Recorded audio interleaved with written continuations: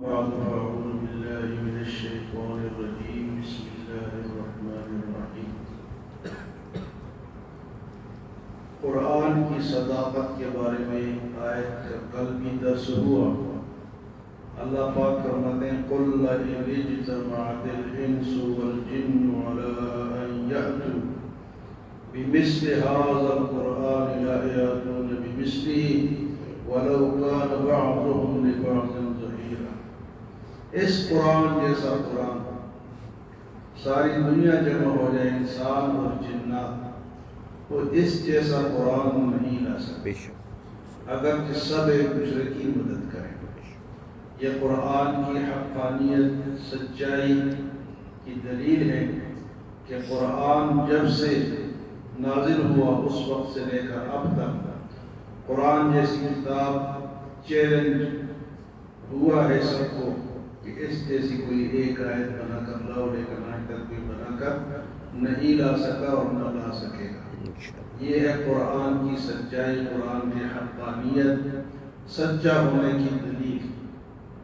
اگر سچا نہ ہوتا اور اللہ کا کلام نہ ہوتا تو پوری دنیا جنات اور انسانوں کو اللہ پاک نے چیلنج فرمایا ہے، آج تک لے آتے کافی سارے لوگ کوشش کر کے اس جیسا قرآن بنا کے لے آتے لیکن نہیں لا سکتا۔ تو یہ ہے قرآن جو کہ حق اور سچ ہے، عظمت والا ہے، اللہ کا کلام ہے۔ اذان اور اقامت کا مسنون طریقہ۔ عن الاسود عن بلال رضی اللہ عنہ انه كان يسمي الاذان ويسمي الاقامہ۔ حضرت اسود بن یزید روایت فرماتے ہیں کہ حضرت بلال رضی اللہ تعالی عنہ آذان اور اقامت کے کلمات 2 مرتبہ کہا کرتے ہیں۔ حضرت بلال آذان اور اقامت کے کلمات 2 کلمے کہا کرتے ہیں۔ ایک دفعہ کہنے کی بھی روایت ہے، لیکن یہ اس پہ زیادہ عمل ہے کہ 2 کلمات ادا کیے گئے۔ اذان اللہ اکبر اللہ اکبر، اللہ اکبر اللہ اکبر، اللہ سب سے بڑا ہے، اللہ سب سے بڑا ہے، اللہ سب سے بڑا ہے، اللہ سب سے، یہ کہ اشہد ان لا الہ الا اللہ، اور اس کے بعد فرمایا کہ میں گواہی دیتا ہوں کہ اللہ کے سوا کوئی عبادت کے لائق نہیں۔ 2 دفعہ اشہد ان لا الہ الا اللہ، اشہد ان لا الہ الا اللہ۔ فرمایا اشہد ان محمد رسول اللہ، اشہد ان محمد رسول اللہ۔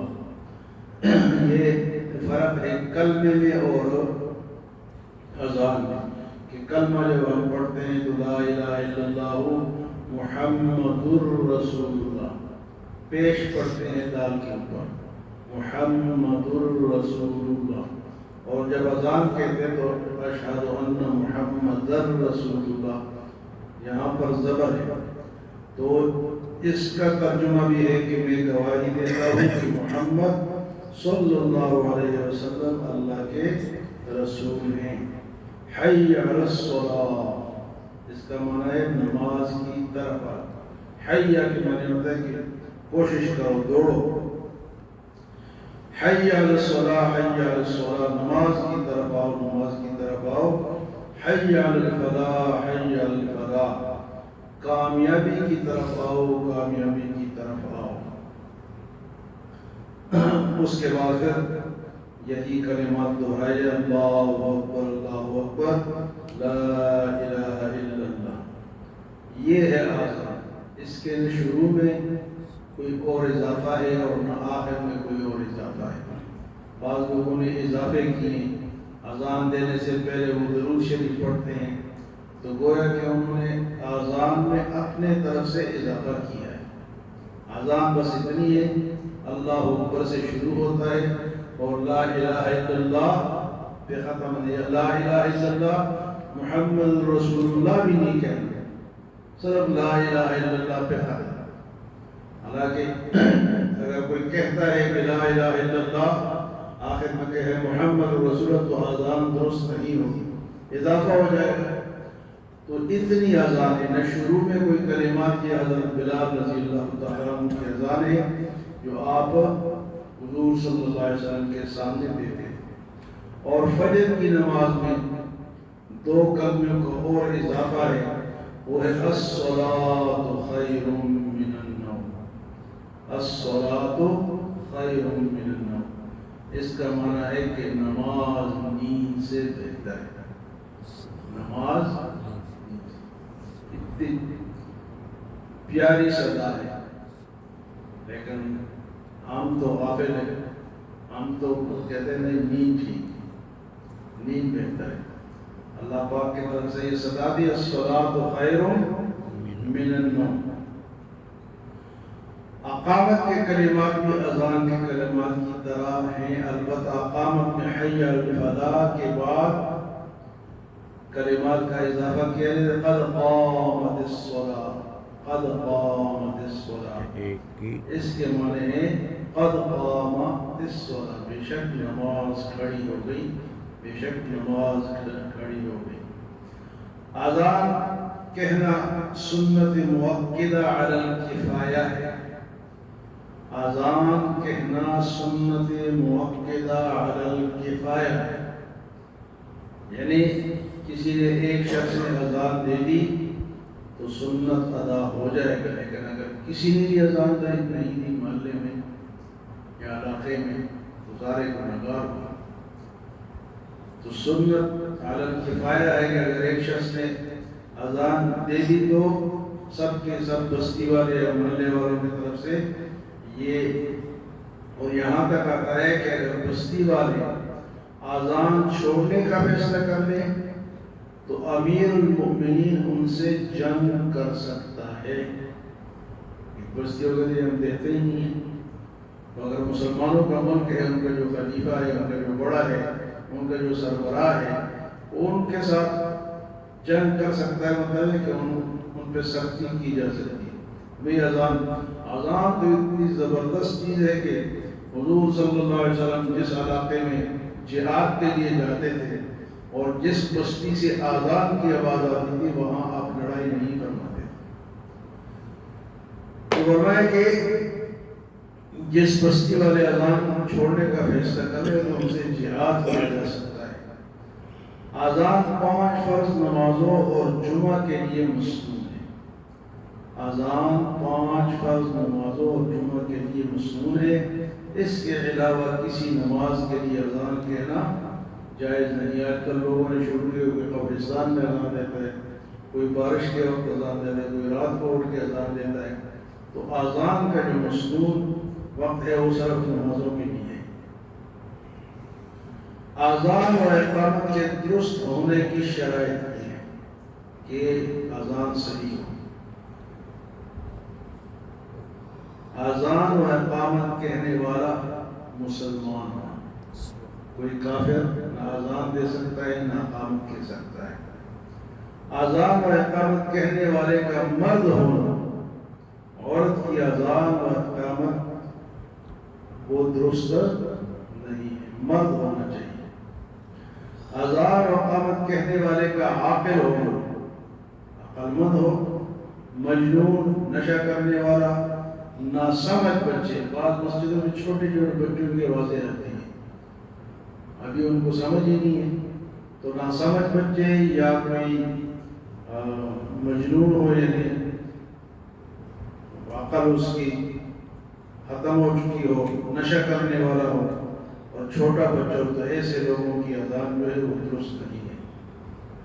ایسے لوگوں میں سے اگر کسی نے اذان کہی تو اذان دوبارہ دی جائے، اذان یا بچے نے دی یا نشے والے نے دی یا مجنون نے دی تو اذان دوبارہ اعادہ ہوگا۔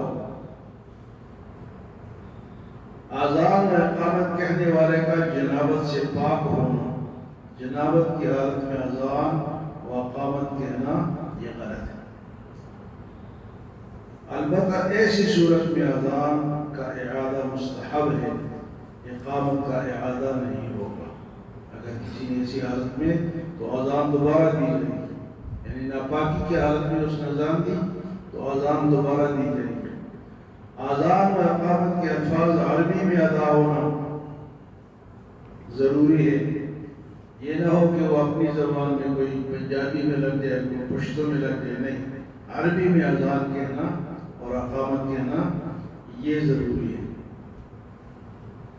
جس نماز کے لیے اذان کہنی ہو اس نماز کا وقت ہونا، یعنی اذان کب کہیں گے کہ وہ نماز کا وقت سے پہلے اذان کہنا درست نہیں ہے، اذان نماز کا وقت ہو۔ ان مواقع پہ اذان کا جواب نہیں دینا چاہیے، جیسے تو اذان جب کہیں تو جواب دینا چاہیے، فرمایا کہ ایسے موقعوں میں جواب نہیں دینا۔ آپ نماز کی حالت میں ادھر سے اذان شروع ہو گئی، آپ نے جواب نہیں دینا۔ خطبہ کے دوران، خطبہ ہو رہا ہے، جمعے کو خطبہ ہے، اس کے دوران بھی جواب نہیں دینا۔ دینی اسباق کے دوران، آپ دینی کوئی سبق پڑھ رہے ہیں، مثلا کوئی مسئلہ سیکھ رہے ہیں، کوئی دینی کتاب پڑھ رہے ہیں، استاد آپ کو پڑھا رہے ہیں، ادھر سے اذان کی آواز آ گئی تو کوئی خطاب کر رہا ہے، آپ کو سن رہے ہیں، تو ایسے وقت میں اذان کا جو جواب ہے وہ دینا ضروری نہیں ہے۔ کھانے پینے کے دوران اذان شروع ہوئی، آپ کھا پی رہے ہیں تو جواب دینا ضروری نہیں ہے۔ پیشاب یا پخانہ کے دوران، انسان ہے بیٹھا ہوا ہے، اذان شروع ہو گئی، حالت حیض میں اور حالت نفاس، عورتوں کے جو امراض ہیں ان میں بھی ان کو جواب دینا ضروری۔ اسی طرح جماع کے دوران اذان کے بعد کی دعا، یہ دعا یاد ہونی چاہیے ہر مسلمان کو۔ دعا کیا ہے کہ اللہم رب هذه الدعوة التامة والصلاة القائمة آت محمدا الوسيلة والفضيلة وابعثه مقاما محمودا الذي وعدته وارزقنا شفاعته يوم القيامة انك لا تخلف الميعاد۔ یہ الفاظ بھی کہہ سکتے ہیں لیکن دعا اتنی ہے، اللہم رب هذه الدعوة التامة والصلاة القائمة آت محمدا الوسيلة والفضيلة وابعثه مقاما محمودا الذي وعدته، اور انک لا تخلف الميعاد کہہ سکتے ہیں لیکن اگر نہ کہا تو دعا اتنی ہے۔ تو یہ دعا جو ہے اس کا ترجمہ ہے اے اللہ اس دعوت کاملہ اور اس کھڑی ہونے والی نماز کے رب، تو محمد صلی اللہ علیہ وسلم کو وسیلہ اور فضیلت عطا فرما اور انہیں اس مقام محمود پر پہنچا دے جس کا تم نے ان سے وعدہ کی۔ جنت میں ایک مقام ہے جس کا نام ہے مقام محمود۔ حضور صلی اللہ علیہ وسلم فرمائے کہ وہ مجھے عطا ہوگا لیکن تم لوگ بھی اس کو میرے لیے مانگو، تو ہم مانگیں گے تو فائدہ ہم حضور کی شفاعت ہمیں نصیب ہوگی۔ تو یہ تھے اذان کے متعلق مسائل، اللہ ہمیں عمل اور سمجھ کی توفیق